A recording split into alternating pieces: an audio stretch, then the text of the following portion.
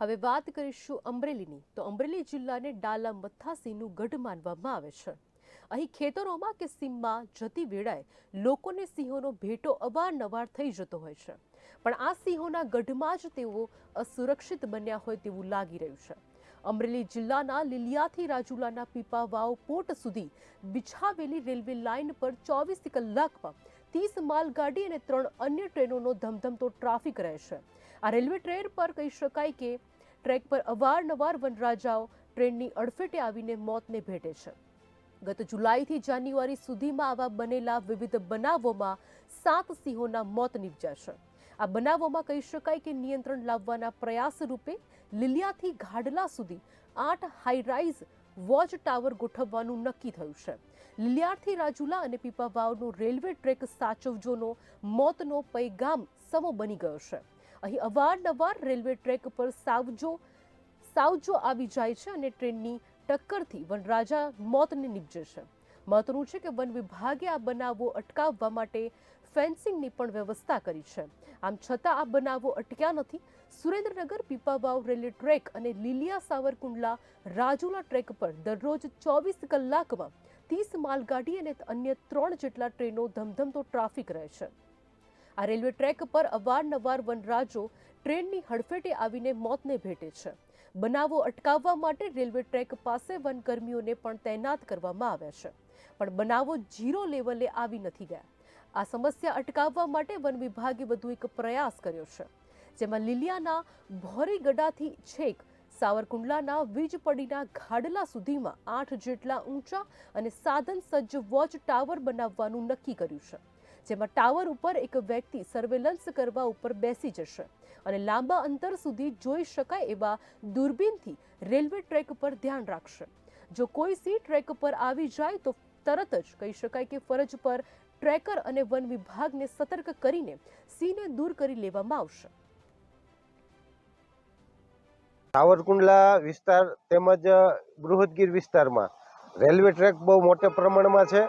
એ મોટા પ્રમાણમાં રેલવે ટ્રેકના ની મુવમેન્ટમાં લાઇનની મુવમેન્ટ પુષ્કળ પ્રમાણમાં છે, જેથી અત્યારે વન વિભાગે જે વોચ ટાવર ઊભા કર્યા છે અને રેલવે ટ્રેક છે એ રેલવે ટ્રેકની આજુબાજુમાં જે ઝાડી ઝાકડા હતા એ સફાઈ કરી છે, તે ખૂબ સરાહનીય કામગીરી છે। અને ભવિષ્યમાં સિંહ અકસ્માત જે થાય છે 2023માં થયા હતા, એવી જ રીતે 24માં 3 સિંહોના મૃત્યુ થયા, એ દુઃખદ બાબત છે। પણ હવે એવું આશા છે કે હવે નહીં અકસ્માતો થશે એમ કે 2021થી 2024 સુધી તમે સદંતર જોવો તો દર વર્ષે 2-3-4 સિંહો ટ્રેનની અંદર કપાઈ જવાના અવારનવાર બનાવો બન્યા છે।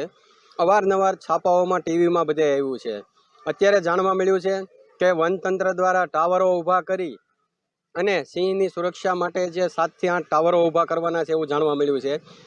રેલવે ટ્રેક હોય તો રેલવે ટ્રેકની બંને સાઈડો સાફ કરવાની અને સિંહની સુરક્ષા માટે હવે રેલવે તંત્ર સજ્જ બન્યું હોય અને વન વિભાગ, ખાસ તો અભિનંદન વન વિભાગને કે વન તંત્રએ આના ઉપર ધ્યાન દઈ અને ખરેખર આ પગલું ભરાવડાવ્યું છે। ટાવરો ઊભા થશે, હવે સિંહ નહીં મરે।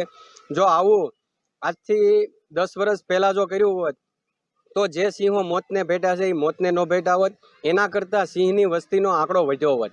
જેસીબી ફોરેસ્ટ ડિપાર્ટમેન્ટમાં ચાલે છે બાદલાથી ગાધકડા સાઈડમાં, બંને સાઈડ બિલકુલ ક્લિયર 40 મીટર 45 મીટર 50 મીટર હદમાં કરે છે ને આ સફાઈ કરવાથી વાહનની અવર જવર બિલકુલ અટકી જાય છે અને રેલવે તંત્રને બિલકુલ ડ્રાઈવરને આગળ ચોખ્ખું ક્લિયર દેખાય છે, તેથી જાનવર કોઈ પણ પાટે ઉપર આવતા સિંહ અથવા કોઈ પણ જાનવર બચી શકે છે। ये जो रेलवे लाइन्स है, रेलवे ट्रैक्स है जो कि पीपावाव पोर्ट की तरफ भी जाते हैं और सावरकुंडला में भी जाते हैं, तो उस एरिया में इस साल कुछ एक्सीडेंट्स भी हुए हैं और उसके लिए जैसे कि पहले हमने रेलवे ट्रैकर भी रखे थे और वॉचमैन भी है। उसके सिवाय हम लोगों ने वहाँ पे डिफरेंट साइन बोर्ड्स भी लगाए हैं और जो हॉटस्पॉट्स है वहाँ पे साइन बोर्ड्स है, सो दैट जो ड्राइवर है, ट्रेन का लोको पायलट है, तो उनको भी पता चल जाए। उसके सिवाय वॉच टावर्स भी है। पहले 10 वॉच टावर था और इस साल पीपावाव पोर्ट के रास्ते में और 5 नया वॉच टावर भी बनाए हैं और सावरकुंडला में भी 8 वॉच टावर बने हैं। तो वॉच टावर के ऊपर से भी विजिबिलिटी अच्छा रहेगा और उसके ऊपर से भी हम देख सकते हैं, सो दैट लाइन का मूवमेंट हो तो उस हिसाब से हम उसमें एक्शन ले सकते हैं।